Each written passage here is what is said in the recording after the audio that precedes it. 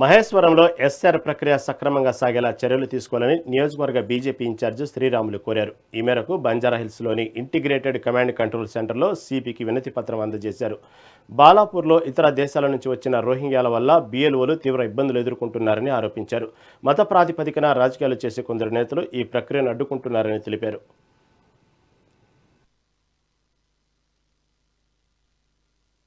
CP Sajjanar గారు కలవడం జరిగింది. ఎందుకంటే పోలీస్ అంటే మాకు నమ్మకం ఉంది, సజ్జనార్ మీద ఇంకా నమ్మకం ఉంది.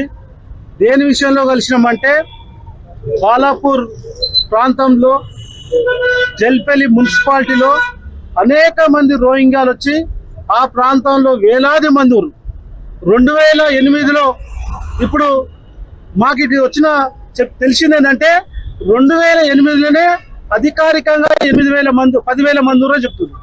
2008 అంటే దాదాపు ఇప్పుడుకి 14 ఏళ్ళ పైన 17 ఏళ్ళు అవుతుంది.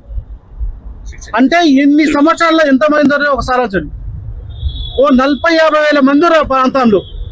మేము మొన్న ఎలక్షన్ ఎస్ఐఆర్ వచ్చిన సందర్భంలో మేము ఓట్లను మొత్తం ట్రేస్ చేస్తే మేము ఎలక్షన్ కమిషనర్ గారికి వేయడం జరిగింది. ఎన్ని ఓట్లు పేకున్నాయంటే 42,616 ఓట్లు పేక్ ఓట్లు వచ్చినాయి, దొంగ ఓట్లు వచ్చినాయి. ఇప్పుడు మేము సజ్జనార్ కలవడం, సిపి గారు కలవడం ఉద్దేశం ఏంటంటే ఆ ప్రాంతంలో బిఎల్ఓలు తిరగాలంటే ఇబ్బంది అవుతుంది, తిరగనిస్తలేరు. బిఎల్ఓ 2 పోవాలంటే భయపడుతున్నారు.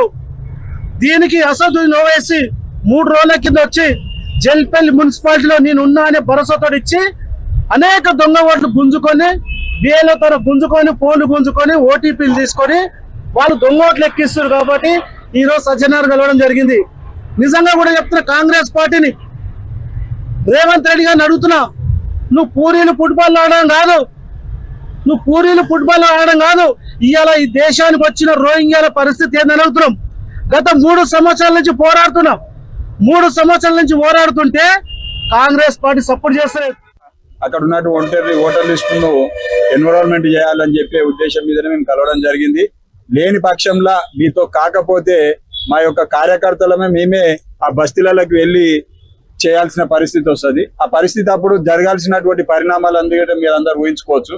అవి జరగొద్దు, శాంతి భద్రతలకు భంగం వాటిల్లోదంటే అక్కడ ఉన్నటువంటి పోలీస్ వ్యవస్థను కావాలంటే మిలిటరీ సహకారం తీసుకొని వెస్ట్ బెంగాల్లో ఏ విధంగా అయితే అక్కడ ఉన్నటువంటి ఎస్ఆర్ ప్రోగ్రామ్ నిర్వహించారో అదే మాదిరిగా తెలంగాణలో నిర్వహించి ఎక్కడైతే దొంగ ఓట్లు ఉన్నాయో మయన్మార్ నుంచి వచ్చినటువంటి వాళ్ళు, బంగ్లాదేశ్ నుంచి వచ్చినటువంటి వాళ్ళు, పాకిస్తాన్ నుంచి వచ్చినటువంటి వాళ్ళను ఏరి పారేయాలని చెప్పి ప్రధానమైనటువంటి డిమాండ్ మాది. ఈ డిమాండ్ ను మీరు అంగీకరించి సహకరించి మాకు సపోర్ట్ చేస్తారని చెప్పి నిజమైనటువంటి ఓటర్ లిస్ట్ ను మనం రూపొందించుకోవాలనే ఉద్దేశంతో మేము సజ్జనార్ గారిని కలవడం జరిగింది. సజ్జనార్ గారి గిట్ట సామరస్యంగా అతని గిట్ట మాకు స్పందించండు.